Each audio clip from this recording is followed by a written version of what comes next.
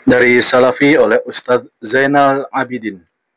Soal aliran LDI ini sebetulnya Islam jamaah dulu, lemkari dulu, terus kemudian menyulap-nyulap terus.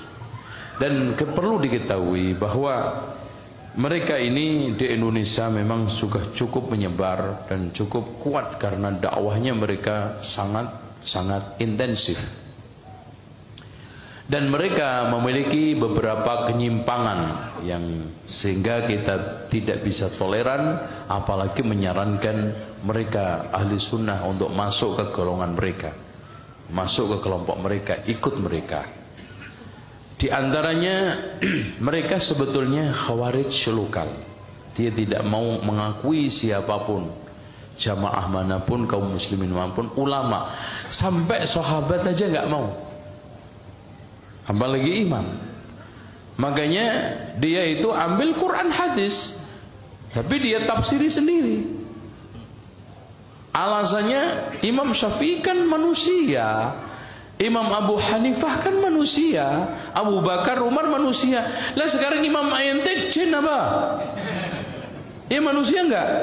Sama.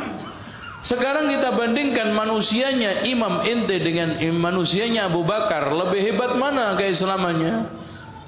Otomatis Abu Bakar, Umar, Utsman, muridnya Rasulullah lebih hebat daripada murid-murid yang enggak jelas, yang kemudian menyulap dirinya menjadi imam. Kemudian mereka membuat sistem mangkul, yaitu siapa saja yang tidak mengambil Islam dari imamnya, dari gurunya, maka Islamnya tidak sah.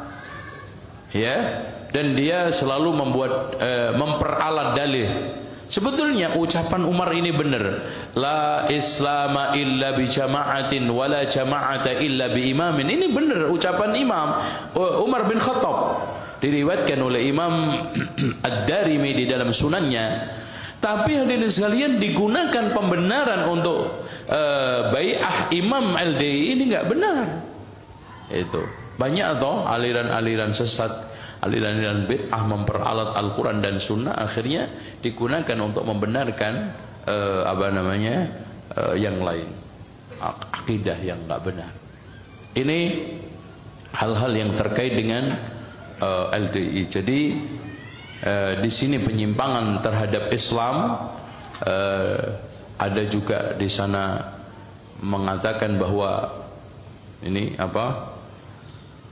kaum muslimin selain kelompoknya juga najis.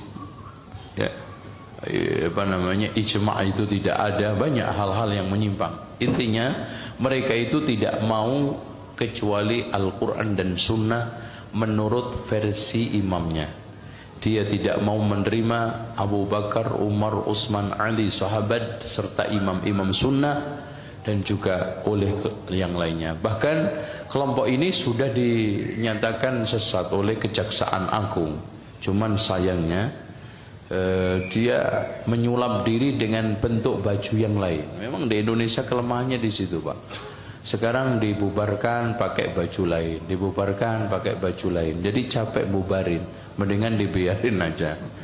Terakhir, pandangan dari Organisasi Persatuan Islam atau Persis oleh Ustadz Amin Mukhtar. Orang yang baru masuk Islam tidak disyariatkan ikrar 2 kalimah syahadat dengan resmi di depan imam. Saya ulangi, orang yang baru masuk Islam tidak disyariatkan ikrar 2 kalimah syahadat dengan resmi di depan imam. Eta teh nu di luar Islam. Komo nu can pernah keluar ti Islam. Nu ti luar Islam wae ge rek asup. Tidak ada keharusan syarat sah masuk Islam. Tapi naha orang kafir masuk Islam, dia bersyahadat disaksikan, bukan syarat sah keislaman, tapi supaya orang tahu dia menjadi saudara muslim yang harus dipenuhi hak-haknya. Lamun anjeunna kieu dicai di toilet, maka meyakini sepenuh hati bahwa Allah itu Tuhan, sah masuk Islam. Tapi batur teu apaleun manehna muslim, maka moal disalaman panggih di jalan. Nah, jadi yang namanya ikrar secara resmi administratif itu lebih kepada pemenuhan hakul muslim ala muslimin, bukan syarat sah masuk Islam. Eta teh keur nu di luar. Komo nu can pernah keluar. Halo. Lamun ayeuna nu can pernah keluar ti Islam, titah bersahadat deui sarua nitah kafir.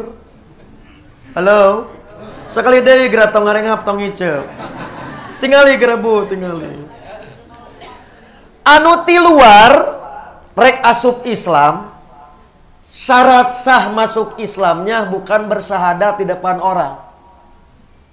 Karena dia bersahadat cukup dirinya dengan Allah. Kenapa disaksikan?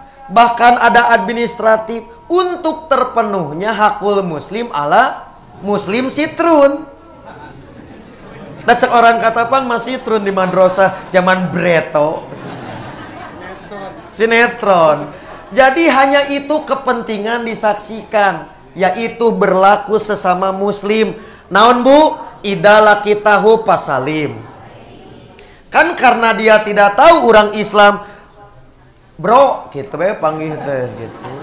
Teh salam dah kafir asalna. Nah itu contoh kenapa disaksikan, bukan syarat sah keislaman. Ayeuna teu pernah keluar Islam. Titah bersahadat.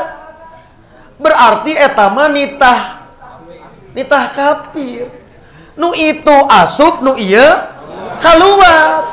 Coba tingali. Itu salahnya kerangka berpikir orang yang tak pernah keluar dari Islam harus bersyahadat di depan imam. Ini namanya jahil murokab, yaitu bodoh katotoloyo.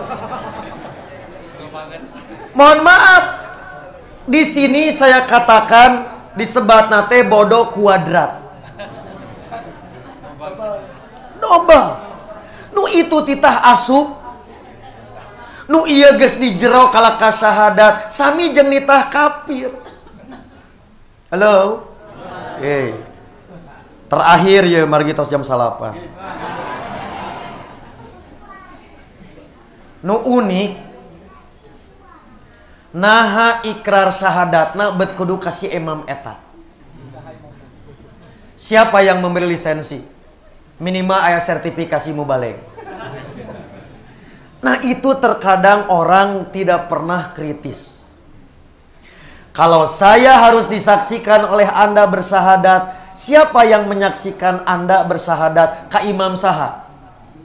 Imamna ka imam mana? Ini yang terkadang mohon maaf yang saya katakan kalimat syahadat adalah kalimat yang benar. Tapi kalimatu haqqin urida biha batil, yaitu kalimat benar yang digunakan untuk tujuan yang salah. Kenapa ada kesalahan?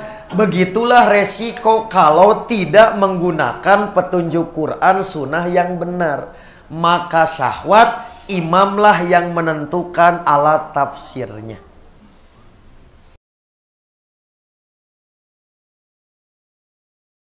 Simak pandangan dari Ustadz Abdul Somad. Ustadz, aliran LDII itu seperti apa? Dulu namanya Darul Islam, lalu berubah menjadi Islam Sejati, lalu berubah menjadi Lemkari, lalu berubah menjadi LDII. Isinya itu saja. Di antara yang dituduhkan kepada mereka adalah bahwa mereka meyakini di luar mereka itu berarti kafir, najis. Berdasarkan ayat Quran, innamal musyrikuna najasun. Orang musyrik itu najis. Makanya muncul isu di tengah masyarakat, kalau kita bertamu ke rumah mereka, nanti bekas tempat duduk kita akan dipelnya, karena kita dianggapnya seperti najis, seperti anjing babi, seperti kotoran. Nah sekarang mereka sudah mengaku ke Majelis Ulama Indonesia bahwa kami ini sudah tobat. LDII di bawah pengawasan pembinaan MUI. Itu tertulis Lembaga Dakwah Islam Indonesia di bawah pengawasan MUI. Betul apa tidak? Wallahu a'lam bishawab. Yang penting kalau bapak ibu ketemu, apapun nama jamaahnya, kalau bapak ibu bertamu ke rumah dia, tiba-tiba tempat duduk ibu di pelnya, tiba-tiba tempat kaki bapak ibu di pelnya, karena dianggapnya seperti anjing babi, besok datang lagi, pergi ke dapurnya, ke kamarnya, biar makin banyak dia ngepel-ngepel. Kemudian pandangan dari salah satu dai Nahdlatul Ulama yaitu Kiai Haji Idrus Ramli. LDII itu memang aliran sesat. Dulu yang bikin LDI itu rezimnya Pak Harto. Pak Harto itu naik termasuk atas jasa NU. Karena pada waktu Pak Harto itu mau naik, itu kan terjadi gerakan pembunuhan PKI. Dan yang membunuh itu kan Banser. Cuma setelah Pak Harto ini naik, NU dijauhi, takut mengganggu kekuasaan. Nah, untuk mengurangi bebannya NU, biar NU ini gak banyak nyerang pada kekuasaan Pak Harto, akhirnya Muhammadiyah yang dirangkul oleh Pak Harto. Jadi yang besar itu ditinggal, yang kecil dibesarkan. Lalu dibikinkan aliran baru namanya LDII. Itu kan intelijen yang bikin. Mengapa? Biar NU sibuk ngurusi Muhammadiyah dan LDII. Biar gak mengganggu kekuasaan Pak Harto. Itu dulu begitu. Dan itu ya termasuk aliran sesat itu. Masa ada orang datang ke masjidnya dipel? Gak ada seperti itu. Aliran lain gak ada. Gak pernah ada dalam Islam. Wong kita ini pinjam baskom atau gelasnya orang musyrik, dipakai untuk minum tuh gak apa-apa. Yang penting kita gak kelihatan sendiri dijilat anjing. Gak apa-apa. Ini orang datang ke masjidnya dipel, ngawur dia. Dan LDII ini banyak ajaran-ajarannya yang menyimpang. Selain menganggap najis orang di luar ajarannya, kadang kalau punya jemuran disentuh oleh tetangganya dicuci lagi. Ada jemuran, bajunya diusap-usap begini, dicuci nanti gak dipakai. Itu mereka.